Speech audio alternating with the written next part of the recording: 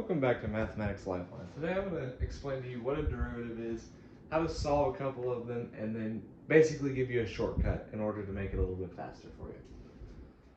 So in algebra, we've learned how to find the slope of a line. We know that the slope of a line is y equals mx plus b. And this m right here is going to be our slope. So we know for a linear graph we can always find the slope of the line just using that formula. But what if we had something like y equals x squared plus 4? Well, that's not in the form of mx plus b because the x is squared. So you can't say the slope of that is 1 because the graph is constantly changing. The slope of every point on this graph, it's going to look something like this. The slope of every point, like here it's negative, negative, negative, then it goes to 0, and then it's positive. So your slope goes from negative to positive, so you can't say a specific slope. So what a derivative is going to say is, okay, let's use this idea of finding the slope in between a line, and we're going to apply that to a graph like this so that we can find the slope at any point. So let's take this function, for example. I know these aren't exactly the same, but you get the idea. So we have these 2 points in this graph right here, and we're going to call that distance h, right? So this is how long that is. We want to find the slope of that line. Okay, that's how we would find the slope in between those 2 points. So now let's say that our h gets smaller, and these 2 points are getting closer. Well, now we still have a line in between them. We're going to find the slope of that, and that's the slope of that section. But now let's say that this h is 0, and we're at 1 point. Well, how can we find the slope of that point? Well, let's just pretend we're drawing a line through that point. Whatever the slope of that line is going to be what the slope of that point on the graph is. So that's what a derivative is saying. And it's saying we're going to take these 2 points, get closer and closer and closer together so that we can find the derivative or the slope of the tangent line to any point on the graph. So this line right here that touches the graph at one point, that is called a tangent line. Tangent line. So let me go ahead and give you the formula that we use for this to solve a derivative. So it's a pretty long formula, but it does make sense. So we have the limit as h goes to 0. So remember that h was our distance between the points. So we're saying as that distance gets smaller and smaller and smaller, gets closer to 0, this is our equation for it. So we have f of x plus h minus f of x all over h. So I know this kind of looks confusing, but let me give you an example. Let's say that we have f of x is equal to x squared plus 4. That was that example I gave you earlier. That's the function. So what f of x plus h means is instead of x squared here, you're going to have f of x plus h is equal to x plus h squared plus 4. That's what f of x plus h is. All you're doing is plugging in x plus h instead of just a regular x. This f of x is just your function, it's your regular function, and h we know is that distance between the points. So let's go ahead and solve this one out. So we have the limit as h goes to 0 of this right here, so that's our f of x plus h. So we have x plus h squared plus 4 minus our original function, f of x, so that's this right here, minus x squared plus 4, and all of that over an h. So we have that, so now we can go ahead and simplify. So we know that this x plus h squared we have to FOIL out. So this is really the limit as h goes to 0 of, well, we have x plus h times x plus h. So let's do it over here. We know these are going to multiply to x squared. Then we have plus, we have xh and xh, that's 2xh, plus h times h is h squared. That's that FOILed out. So now we have the limit as h goes to 0 of x squared plus 2xh plus h squared plus 4 minus this original function, so that doesn't change, minus x squared plus 4, and all of this is going to go over h. So now we have similar terms in here, so we can go ahead and cancel those out. So we have an x squared here minus the x squared, that cancels. and we have a 4 minus the 4. So those cancel. Let's go ahead and rewrite this. So now we have the limit as h goes to 0 of, well, we're left with 2xh plus h squared over h. So now you see that whenever we plug, if we try to plug in our 0 for h here, we would get 0 over 0. So we're going to have to go ahead and get rid of this h. And the only way we can do that is by factoring an h out of the top. So this is really the limit as h goes to 0 of h times, well, whatever's left. So we have 2x plus h after we factor, and that over h. Now we can cancel these h's out. So this is the limit as h goes to 0 of 2x plus h. Now we can plug in our 0. So we're going to plug in 0 right here. We end up with just 2x plus 0, which is 2x. That is our derivative of that function. And so I know that's a little confusing because we still have an x and we didn't get rid of that. Well, all that's telling us is let's pick an x value on this graph. So let's say that we have x equals 2. We have then 2 times 2 is 4. So at the x value of 2 on the graph, your slope is going to be a positive 4. And if it was negative 6, we would have 2 times negative 6 is negative 12. So it's being used to find the slope of any x value on the graph. So I understand this is really long and drawn out, and you don't want to do this for every question. So we're going to use something called the power rule. And the power rule is the easiest way to do a derivative. It's just a one little formula, but it will save your life, trust me, because you won't have to use that long drawn out formula anymore. So let's say that f of x is going to stay at x squared plus 4, okay? But we have a power rule here. So what that is so let's get familiar with this notation first. We have d over dx. That means derivative. These d's means derivative with respect to x.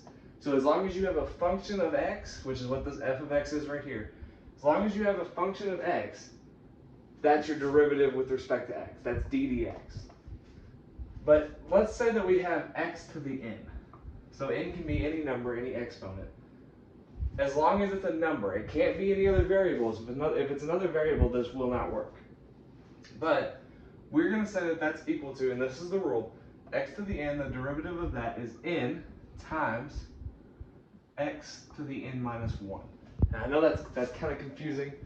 All we're saying here is to pull this n down to the front and then subtract 1 from it. So if it was a 3 in the top, you would bring the 3 down here, subtract 1, you end up with 3x squared.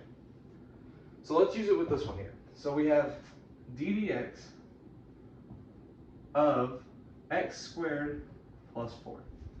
So we have this x squared right here. So we're going to use this rule. So we're going to go ahead and we're going to bring that 2 down to the front. So we have 2. Multiply it by x raised to the n minus 1. So our n here is 2. So 2 minus 1 is just going to be 1. So now let's go ahead and simplify this. We have x to the first is just x. So we really just have 2x. And that is the derivative that we came up with earlier. The question is, what do we do with this 4? Because you see we got the same answer and we never did anything with that 4.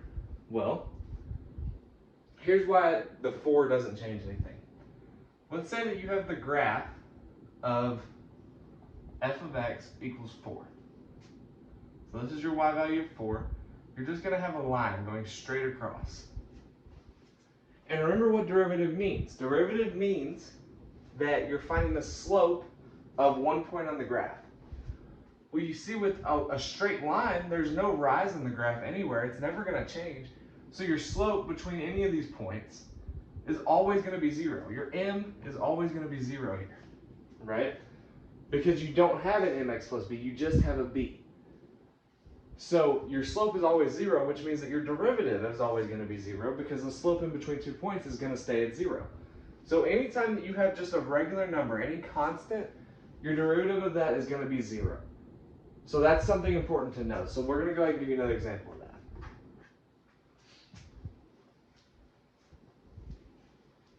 So let's say that we have a new function. Let's say that we have f of x is equal to x cubed plus x squared plus 3x plus 16. Now this is kind of drawn out, but you can see that all these two right here and this, you can use the power rule for. So let's go ahead and do that. Your first term, your n is going to be 3. So you're going to bring that 3 down to the front, multiply it by x to the n minus 1. So we know we have x. 3 minus 1 is 2. So that's going to be 3 times x squared. That's using the power rule. Now the next one, we have x squared in the top, so our n is 2. We're going to bring that 2 down to the front, multiply it by x to the n minus 1, so x to the 2 minus 1 is just going to be 1. Here we have 3x. So we know that 3x is really just 3x to the first. We don't write that 1, but it is 3x to the first. So we can still use the power rule here. So we're going to bring that 1 down to the front, so we end up with 1 times the 3x, and then to the n minus 1. So if our n is 1, 1 minus 1 is 0, 3x to the 0. Okay, and then now we know that we have the 16. That's just a number. That's a constant. Remember that the graph would be, there would be no slope, so you don't have a derivative. That's going to be 0.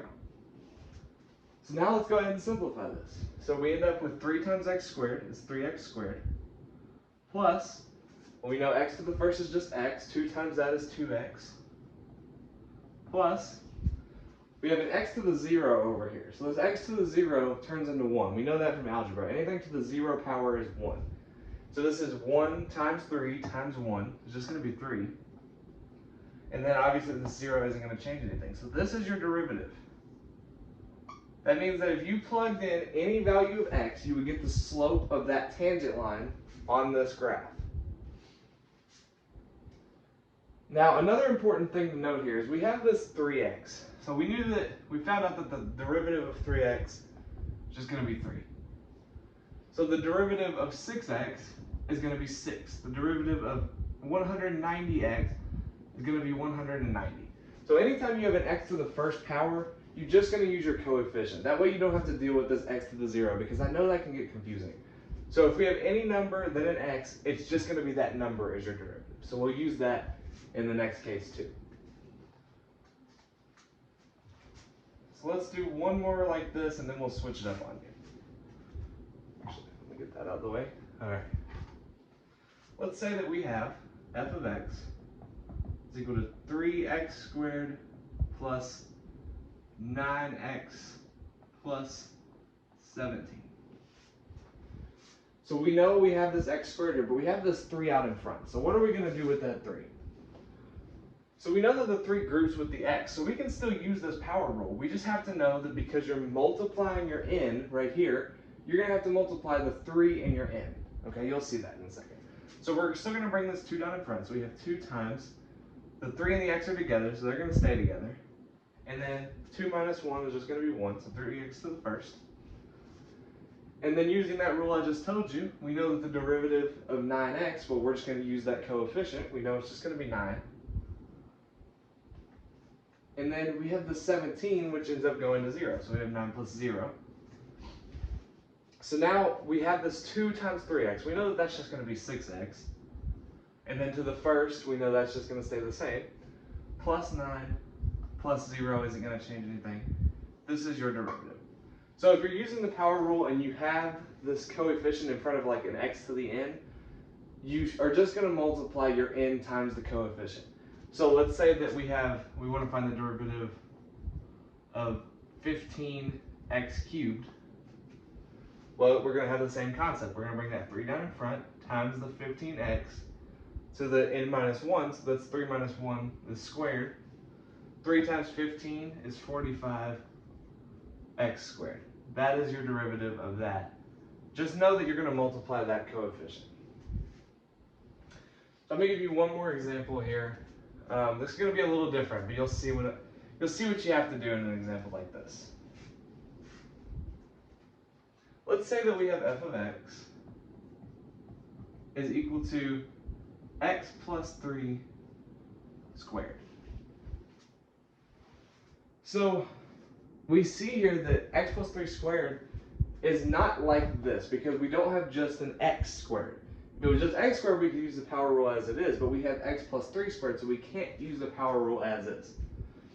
But we know that this is going to be the same as foiling it out. So this is the same as x plus 3 times x plus 3, which is equal to, if we FOIL that, we get x squared plus 6x plus 9. So now let's take the derivative of that.